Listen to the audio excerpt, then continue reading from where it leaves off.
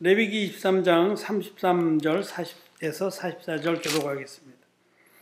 여호와께서 모세에게 일러 가라사대 이스라엘 자손에게 고하여 이르라. 7월 15일은 초막절이니 여호와를 위하여 7일 동안 지킬 것이라.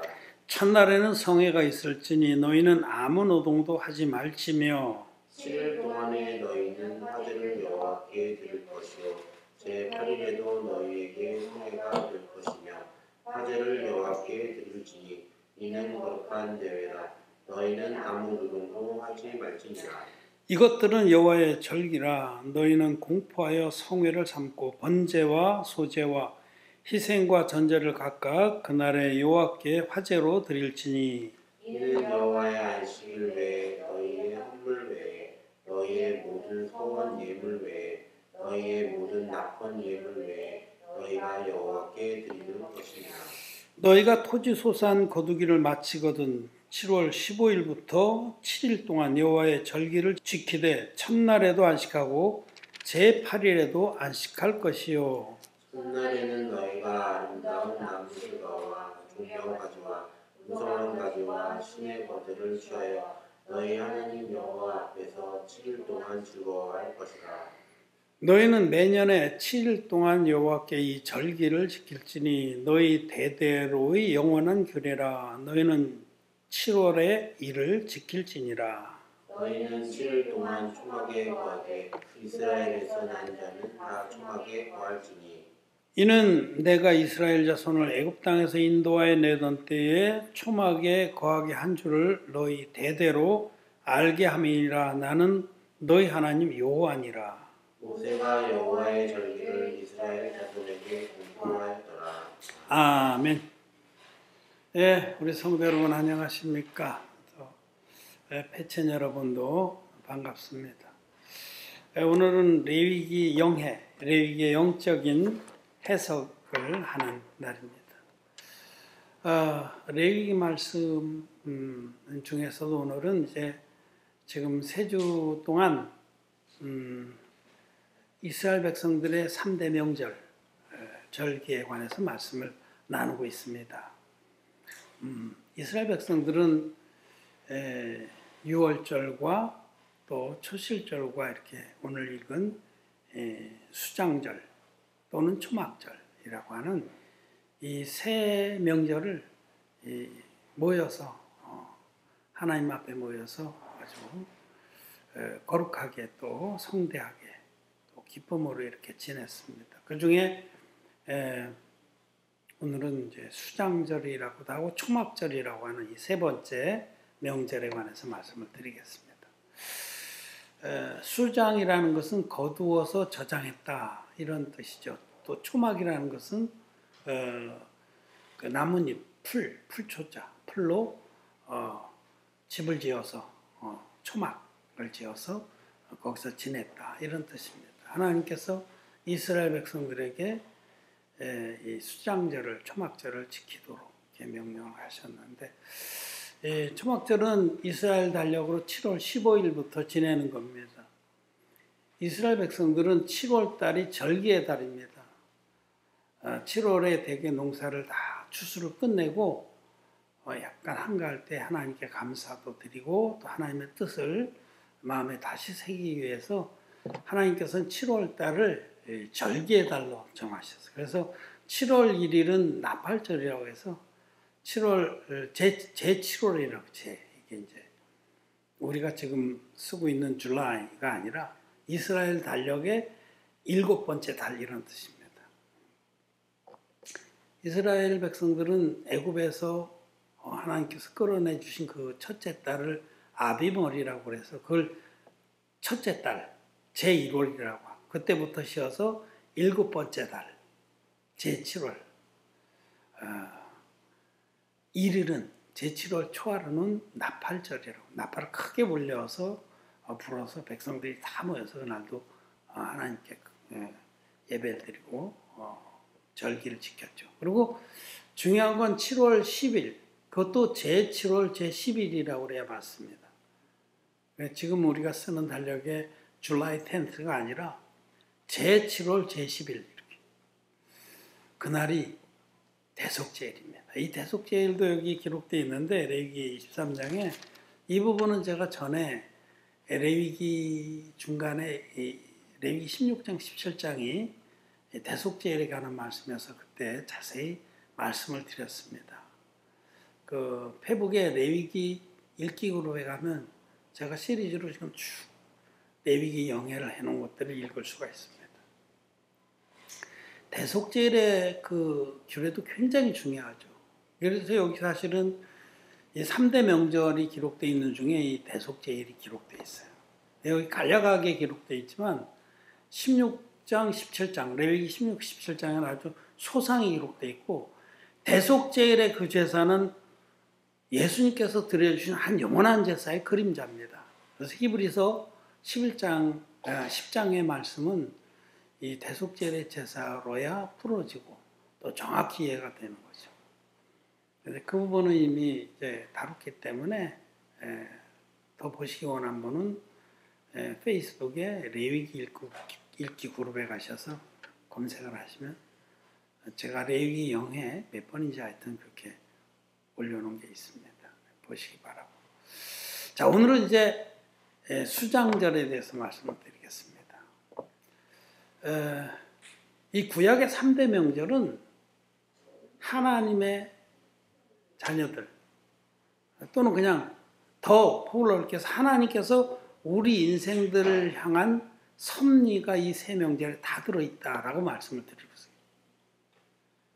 하나님의 형상대로 빚어 만드신 모든 사람들을 향해서 주님은 이 세 명절로서 우리의 삶의 올바른 길이 무엇인가를 가르쳐 주신 겁니다.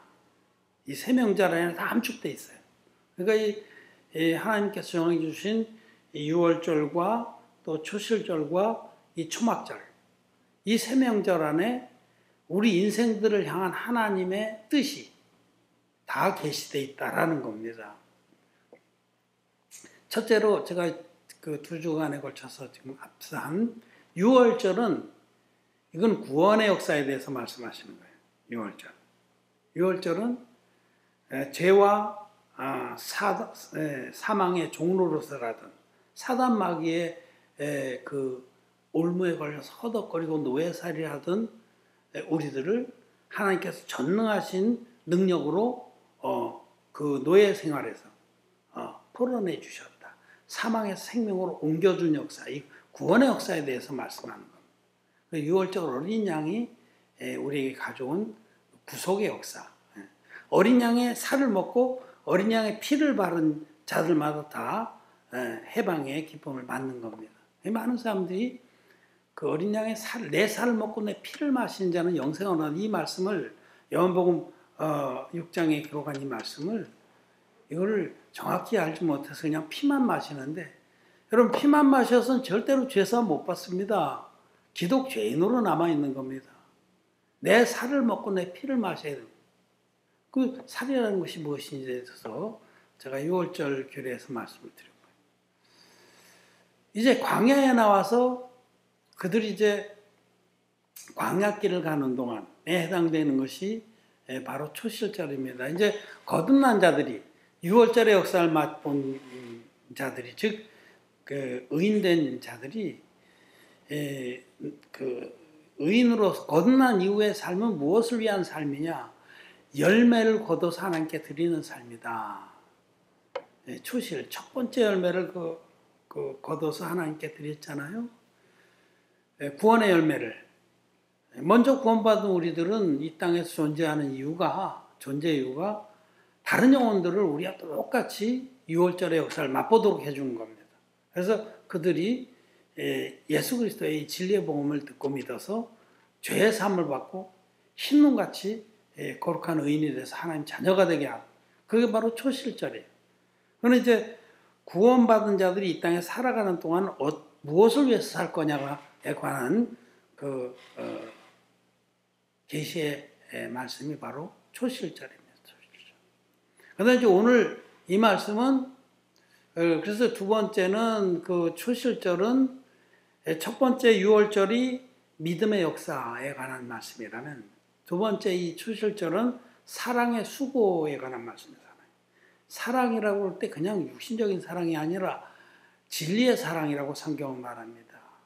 예, 데살로니가 전서에 진리의 사랑. 이 진리의 사랑인 것은 진리의 복음으로 영혼들을 구원해 주는 사랑. 그보다 큰 사랑은 없습니다. 육신적으로 섬기는 건 큰 의미가 없습니다. 예를 들어서 빵 나눠주기 운동을 생명 걸고 해보세요. 그 빵 나눠주기 운동 그것만 해서는 아무 의미가 없어요. 그냥 그걸 통해서 진리의 사랑을 해주기 위해서 그렇게 할 수는 있어요. 그런 것도 필요하죠. 그렇지만 진리의 복음이 뭔지도 모르고 자기 자신도 거듭나지 못하면서 육신적으로만 사랑을 베푸는 것은 하나님 앞에 큰 의미가 없는 겁니다. 빵 시커멓게 얘기해봐야 내일 아침은 똥 되는 거죠. 그렇게 아무리 섬겨봐야 그런 사람 섬기다가 안 섬기면요 원수 됩니다. 그래서 성경이 말하는 것은 진리의 사랑이에요. 고린도서 13장 말씀 보세요. 내가 천사에 방언하고 모든 것을 내어서 다른 이들을 구제하고 또 다른 사람을 구원하려고 불 속에 뛰어든다 할지라도 사랑이 없으면 아니 세상에 그보다 더 큰 사랑이 어디 그런데도 성경은 사랑이 없으면 그러네요. 그게 그 말씀하시는 사랑은 진리의 사랑입니다. 복음으로 영혼들을 죄에서 구원하고 사단 마귀에 올면서 구원해서 하나님 자녀로 삼아주는 사랑만이 성경이 말씀하는 사랑입니다. 그래서 그것을 위해서 수고하는 사랑의 수고가 바로 이 거듭난 자들이 광야길을 가면서 해야 될 삶이다. 이 우리들이 거듭난 후에 이 복음 전파와 복음으로 영혼들을 구원하는 이 사역을 위해서 또 죄사함 받은 영혼들을 또 섬기는 그걸 위해서 산다라는 것을 뜻이고 이 세 번째 수장절은 또는 초막절은 이거는 곡식을 걷어서 이제 하늘 창고에 다 쌓는 부분의 절기인데 이것은 우리들이 천국의 영생에 들어갈 것에 관한 말씀입니다. 계시록의 14장에 보면 또 내가 보니 구름 위에 그 인자와 같은 이가 앉아 있는데 그 손에 이한 낫을 가졌더라. 7 대접을 받은 천사 중에 하나가 나와 외치되 거두어 드리라 하자. 여러분 인자 같은 이가 누구겠어요? 예수 그리스도죠. 하늘과 땅의 모든 권세를 받으신 분이. 그분이 낫을 휘두르매 곡식들이 거두어지니라. 또 한 번 거둬들이라 하며 또 낫을 휘두르니까 포도들이 거둬들었는데 그거는 이제 진노 받을 자들도 거둬들여서 그거를 진노의 포도들 틀에 놓고 밟았더니 뭐 그 피가 어디까지 퍼졌다 이런 말씀들이 계시록 14장에 나오는데 바로 거기에 해당되는 겁니다. 이제 마지막 때에 하나님께서 거둬들이십니다. 첫째로 거듭난 의인들을 거둬들이십니다. 마지막 때. 여러분 마지막 때에는 하나님께서 당신의 자녀들을 뽑아 올리십니다. 이게 바로 수장이에요, 수장. 걷어서 당신의 창고로, 천국으로, 하나님 나라로 들여보내십니다. 앞으로 되어질 일에 대해서 우리는 성경을 통해서 잘 압니다. 마태복음 24장이라든지 또는 고린도전서 15장이라든지 또 데살로니가전서 4장이라든지 이런 말씀 들으면 앞으로 어떻게 우리들이 하나님 앞에 거둬들여질 건지 자세히 나와 있어요.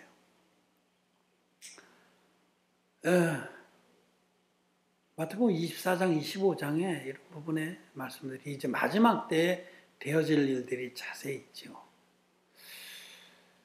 마지막 때 첫째로 재난의 시대가 먼저 옵니다. 첫째에 지진과 기근과 난리와 난리의 소문들이 있고 이런 자연으로부터 환경으로부터 오는 그런 어려움의 시대가 있습니다. 그것이 멀지는 않았습니다. 지금 과학자들이 벌써 기상이변을 얘기하고 남북극의 얼음이 다 녹으면 해수의 그 해수 표면이 얼마가 상승해서 웬만한 이런 해변가의 지대는 다 침수가 된다고 합니다.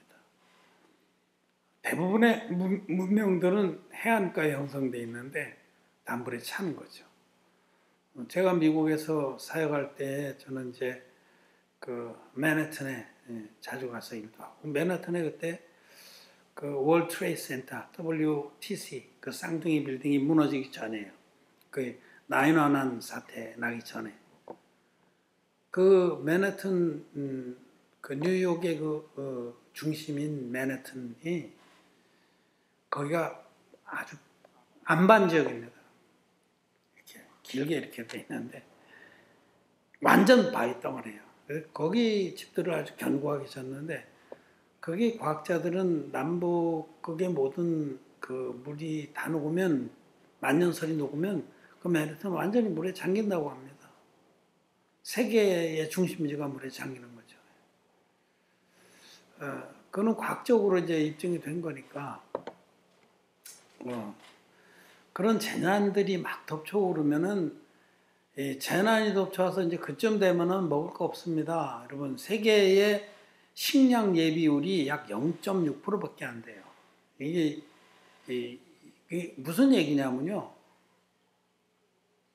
6%, 0.6, 60%. 이게 무슨 얘기냐면 한순간이라도 식량 생산이 중단되면 전 세계가 한 7개월 정도밖에 못 견딘다 이런 뜻입니다. 현재 있는 쌓아놓은 식량 가지고 전 세계 인구가 견디는 게 그밖에 안 돼요. 그러니까 전 세계에 지진과 기근이 오면은 1년 안에 아수라장이 되는 거예요. 사람이 먹을 것이 없으면 그보다 무서운 게 없어요. 환장한다고 그러잖아요. 미치는 거예요. 여러분 사마리아 성이 아람 군대에게 포위됐을 때 포위망을 풀어주지 않고 계속 그 쥐새끼 한 마리 못 들어가게 하니까 어떤 일이 벌어져요. 그 어미 두 사람이 자기 자식을 잡아먹잖아요. 근데 그런 사례들이 구약 성경을 읽어보면 많이 있어요. 그런 사례들이 많이 있습니다. 거기는 아주 구체적으로 두 어미가 제비를 뽑아서 한 아기를 잡아먹고 좀 눈이 좀 돌아오니까 그 다음날 아기 감췄잖아요. 응? 그 열왕기에 보면 그런 말씀이 나옵니다. 사람이 극도로 굶으면 얼마든지 그럴 수 있어요. 그거는 특별한 사람들이지 그건 아주 악마의 종자다 이렇게 생각하지 마세요. 저도 여러분도 얼마든지 그럴 수 있어요. 극도로 그게 상상도 할 수 없는 정도로 여러 달을 굶으면요. 나중에는 자기 새끼가 돼지 새끼로 보이는 거예요. 그 인간의 그 악함입니다. 이런 그쯤 되면은 그때는 사람이 사람을 전부 때려잡아서 잡아먹습니다. 안 잡아먹는다는 게 없어요. 쥐는 뭐 벌써 다 잡아먹었죠. 여러분 빠삐용이라는 그 영화 보세요. 그 감옥에서 바퀴벌레 한 마리 가는데 딱 잡아가지고 먹잖아요. 먹습니다. 저라도 먹겠어요. 한 달, 두 달 굶어서 막 눈이 환장하면. 그게 그쯤 되면 사람들이 극악무도해집니다. 그게 이제 환난으로 넘어가는. 그래서 너무 사회가 혼란되면은 아주 강력한 통치자를 요구하는 거예요. 우리가 이대로는 다 굶어 죽겠다. 누가 강력한 자가 나타나서 우리를 다스리고 좀 질서도 잡아주고 배급도 해주면 좋겠다. 그걸 요구해서 나타나는 것이 이제 이 땅의 지배자들이 사단 마귀의 지배를 받는 그런 땅에서 나온 짐승, 바다에서 나온 짐승들이 등장하는 거죠. 666 표를 받게 하는 그런 그 절대자가 등장해서 사람들을 전부 그렇게 통제할 수 있는 장치를 넣어가지고 어디에 있는지 어떤 짓을 하는지 다 통제를 할 수 있는 그런 시대고 그게 이제 환난의 시대입니다. 이 환난의 시대가 상당 기간 지속이 돼요. 그래서 성경에 보면 거듭난 의인들도 그 환난의 시대를 맛본다고 그래요. 우리 거듭난 의인들도 그 시대를 겪습니다. 어떤 자들은 뭐 환난전 휴거서를 주장하는데 성경은 그렇게 기록되어 있지 않아요. 성도의 권세가 깨어지기까지 하리니 성도라는 게 뭐예요? 거듭난 의인들을 말하거든요. 거룩한 성자 무리도자. 거룩한 무리들이 그 믿음이 다 무너질 때까지 환난이 덮쳐오는데 그래도 끝까지 견디는 자는 구원을 받으리라 하셨고 의인들은 이 표를 안 받는다고 생명을 불사하고 저항하라고 그렇게 하죠. 근데 하나님께서 그 환난의 때를 감화해 주신다고 그랬습니다. 견딜 만하게 피할 길도 주셔서. 그래서 이제 그런 그 가난한으로 치닫을 때에 주님이 오시는 겁니다. 우리에게 성령을 주신 하나님께서 우리라 그럼 성령에 의지해서 견디고 믿음을 지키면 그때 언제냐? 7째 나팔이 울려 퍼질 때. 계시록에 보면 이제 그 7인, 그리고 또 이제 마지막에 두 번째는 7 나팔, 마지막에 7 대접이런데 그 나팔 하나하나가 울려 퍼질 때마다 재난이 환난이 겸해지는데 마지막 나팔이 울려 퍼질 때 우리 데살로니가전서 4장 말씀 한번 볼까요? 데살로니가전서 4장 16, 17절 시작. 주께서 호령과 천사장의 소리와 하나님의 나팔로 친히 하늘로 쫓아 강림하시리니 그리스도 안에서 죽은 자들이 먼저 일어나고 그 후에 우리 살아남은 자도 저희와 함께 구름 속으로 끌어올려 공중에서 주를 영접하게 하시리니 그리하여 우리가 항상 주와 함께 있으리라. 아멘.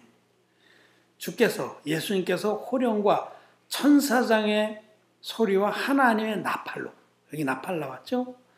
공중으로 쫓아 공중에 한번 임하십니다. 그때에 우리들이 거듭난 우리들이 의인들이 하나님의 능력으로 호련히 변화돼서 공중으로 끌어올려간다 이렇게 말씀하셨고 조금 앞으로 넘겨서 고린도서 15장 말씀을 같이 한번 봅시다. 51절 52절에 이것도 같이 한번 읽겠습니다. 시작. 보라 내가 너에게 비밀을 말하노니 우리가 다 잠잘 것이 아니요 마지막 나팔의 순식간에 호련히 다 변화하리니 나팔 소리가 나매 죽은 자들이 썩지 아니할 것으로 다시 살고 우리도 변화하리라. 이 마지막 나팔, 이 7번째 나팔, 이 울려 퍼지는 순간에 우리는 주의 영광을 보게 됩니다.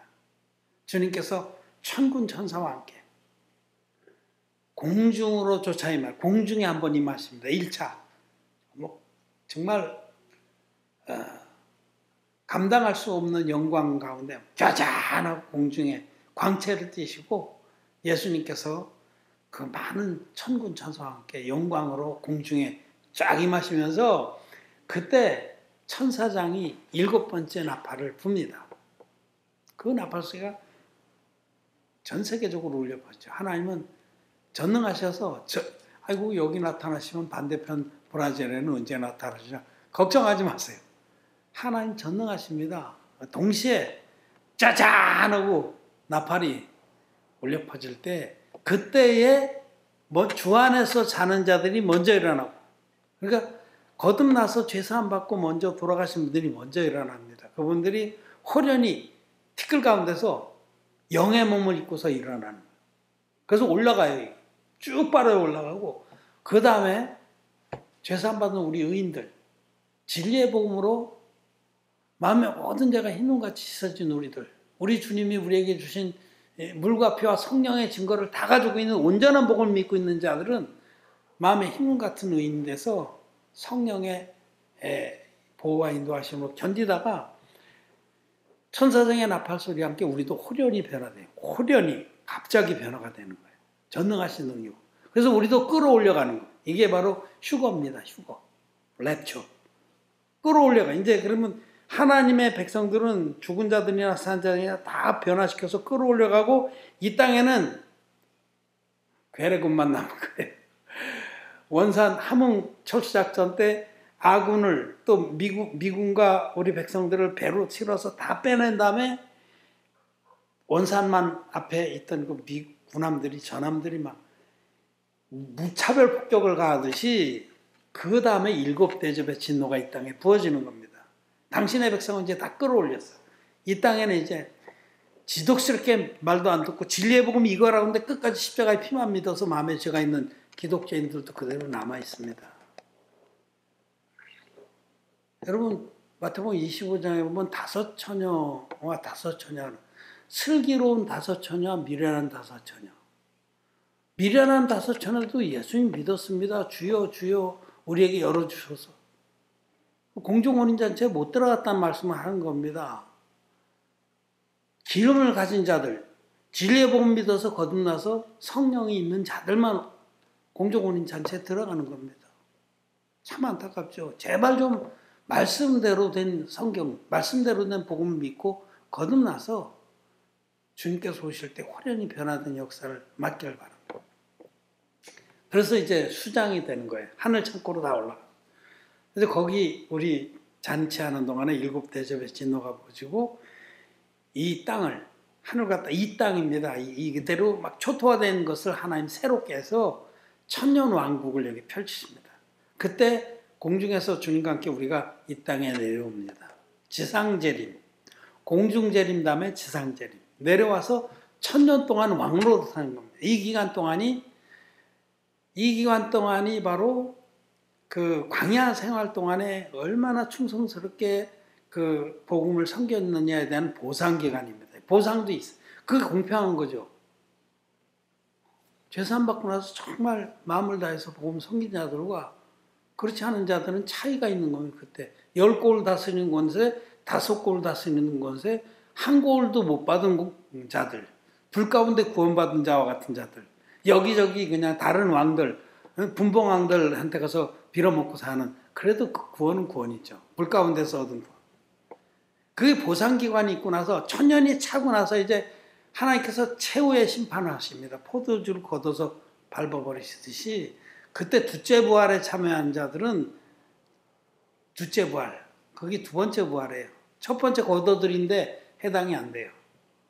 그들은 2번째 부활, 사망의 부활, 다시 부활시켜서 영존하는, 영생하는 몸으로 부활시켜서 지옥불에 쳐넣는 겁니다. 죄사함 받지 못한 자들, 예수 믿든지 안 믿든지 죄사함 받지 못한 죄인들은 이 영원한 지옥불에 던져지는 둘째 부활에 참여합니다. 그래서 이제 지옥에 다 쳐놓고, 무적에 쳐놓고 딱 닫아치시고, 이 하늘과 이 땅은 종이축이 말려서 불에 타서 없어진 것은 없어지고 새 하늘과 새 땅을 여시는 건 그게 영원한 천국이에요. 그래서 계시록 21장, 22장은 그 영원한 천국에 대한 말씀입니다. 내가 보니 하늘에서 새 예루살렘이 내려온다. 새 하늘과 새 땅이라. 이제 그 거듭난 이들은 하나님 나라에 거둬져서 수장이 돼서 영원한 천국을 바라보게 됐다. 바라본다라는 것이 바로 수장절이, 초막절이 우리에게 주시는 교훈입니다. 그럼 초막절은 뭐냐? 이스라엘 백성이 광야에 나와서 그들이 초막을 지고 살았습니다. 풀잎으로 지붕을 하고. 그 나그네 때에 그들이 바라본 건 무엇이냐면, 나그네 때 그들이 소망을 가지고 바라본 건 약속의 땅인 족과 꿀이 흐르는 가나안 땅입니다. 그래서 그들이 가나안 땅을 소망하기 때문에 이 광야길을 가뿐히 행할 수 있었던 거죠. 즉 이것은 뭘 말하냐면 우리들도 이 땅에 살아가면서 여러 가지 어려움을 겪고 아픔도 겪고 괴로움도 무거운 짐들도 다 겪지만은 우리들은 이스라엘 백성이 족과 꿀이 흐르는 가나안 복지를 바라보고 견뎠듯이 우리는 천국의 소망을 두고 이 땅의 삶을 견딘다, 이런 뜻입니다. 이것이 바로 수장절이 주는 우리에게 주는 교훈입니다. 즉 수장절은 마지막으로 그 소망의 인내를 말씀합니다. 사도 바울이 이 3가지, 사랑과 그 믿음과 사랑과 소망을 더 구체적으로 말할 때는 그 믿음의 역사와 사랑의 수고와 소망의 인내, 이 3가지를 늘 얘기를 했어요. 이것이 뭐냐면 우리 인생들이 마음에 품고 살아가야 될 명제입니다. 3가지. 하나님께서 우리 모든 인생들에게 이 3가지 역사가 일어나길 바라요. 믿음의 역사, 구원받는 역사, 그 다음에 구원받은 다음에 이 복음을 위해서 아낌없이 사랑할 것을, 복음을 위해서 자기 삶을 드릴 것을, 마지막으로 이 과정에서 천국의 소망을 두고 모든 것을 인내할 것을 말씀합니다. 수장절을 지내면서 이스라엘 백성들은 천국의 그 소망을 두고 이 땅의 삶들을 인내로서 견뎠다는 겁니다. 그것이 바로 소망의 인내입니다. 특별히 우리 거듭난 하나님의 자녀들은 이 땅에 남은 때를 살아가면서 천국의 소망을 두고 삽니다. 그것이 우리의 그 인내의 원천이고 또 모든 우리가 하나님을 향해서 달려나가는 그 원동력이 되는 겁니다. 천국에 소망을 둔 것이. 여러분, 우리는 이 땅에서 살면 아주 짧습니다. 한 뼘 길이만밖에 안 합니다. 허망한 것입니다. 잠시 살다가 풀과 같이 아침엔 피었다가 저녁에는 베어져서 아궁이에 던져지는 풀과 같은 존재들입니다. 우리에게 천국이 없다면 얼마나 우리의 삶이 참 슬프고 또 비참하겠습니까? 정말 쓸쓸한 겁니다. 무슨 시인의 시처럼 모가지가 길어서 슬픈 짐승이 했듯이 우리는 슬픕니다. 그래서 세상 사람들의 감정의 밑바닥은 슬픔입니다. 슬픔. 그래서 슬픔을 많이 이렇게 휘저어서 그 공감을 얻어내잖아요. 이 노래들도 보면 이 슬픔에 관한 노래들이 많죠. 시도 그렇고. 그런데 이 하나님의 은혜를 입어서 거듭난 우리들은 소망이 있습니다. 하늘에 소망을 둔 자들입니다. 이 땅은 다 해봐야 몇십 년이 끝나요. 근데 우리에게는 영원한 천국이 기다리고 있다는 겁니다. 그래서 이 천국의 소망만큼 우리에게 힘을 주는 것 같습니다. 그것이 우리가 어떤 어려움이 와도 견디게 한다는 거죠. 히브리서 11장의 믿음에 관한 그 말씀들을 보면 아브라함을 얘기할 때 아브라함이 원래는 자기가 갈대아 우르에서는 대부호의 집안이잖아요. 우상장사라. 세상의 그 이치로 따지면 거기서 재벌이었단 말이죠. 근데 금수저 물고 태어난 그가 하나님을 경외하고 하나님 말씀을 믿어서 본토 친척 아비집을 떠나서 하나님의 약속의 땅으로 들어갔는데 그가 하나님을 따라가면서 그때부터 자기의 정욕의 그 모든 세계를 부인하고 나서부터 그는 나그네와 행인 같은 삶을 살았다는 겁니다. 아브라함은 이 땅에 살아가면서 얼마든지 그도 큰 궁궐 같은 집을 짓고 텅텅거리며 살 수 있었는데 안 지었어요. 집을 짓지 않았어요. 이삭과 야곱으로 더불어 장막에 거하면서 언제든지 자기가 돌아갈 본향만을 바라봤습니다. 본향이 어디겠어요? 그 천국 본향이죠. 천국 본향을 정말 눈으로 보는 것 같이 바라보고 소망했기 때문에 이 땅에는 그렇게 마음을 두지 않았다는 겁니다. 그게 아브라함의 믿음이에요. 믿음의 선진들이 거기 쭉 나온 그들이 다 이 땅에서 극한 고난과 핍박과 심지어는 톱으로 펴는 것 같은 그런 그 핍박을 받고 생명을 막 그들이 뺏어가고 화형을 시키기도 하고 그랬는데도 천국 본향을 바라기 때문에 그것들을 넉넉히 이겼습니다. 그것이 바로 소망의 인내입니다. 여러분, 우리들은 이 세 번째 명절인 초막절에 이 우리에게 주는 교훈은 초막절, 즉 광야에서 초막을 짓고 8일간 이렇게 명절을 지내면서 그들은 천국 본향을 사모하게 되었다라는 겁니다. 우리들 이 땅에 남은 때 살아가는 것은 천국 본향을 사모하고 천국 본향에 들어갈 자격을 가진 우리들은 기뻐하면서 어떤 어려움이 있어도 어떤 유혹이 있어도 그것들을 다 뿌리치고 뛰어넘으면서 믿음을 지키고 또 주님이 기뻐하신 일들을 하다가 주님께로 간다는 겁니다. 이것이 바로 소망의 인내입니다. 자, 유월절은 믿음의 역사를,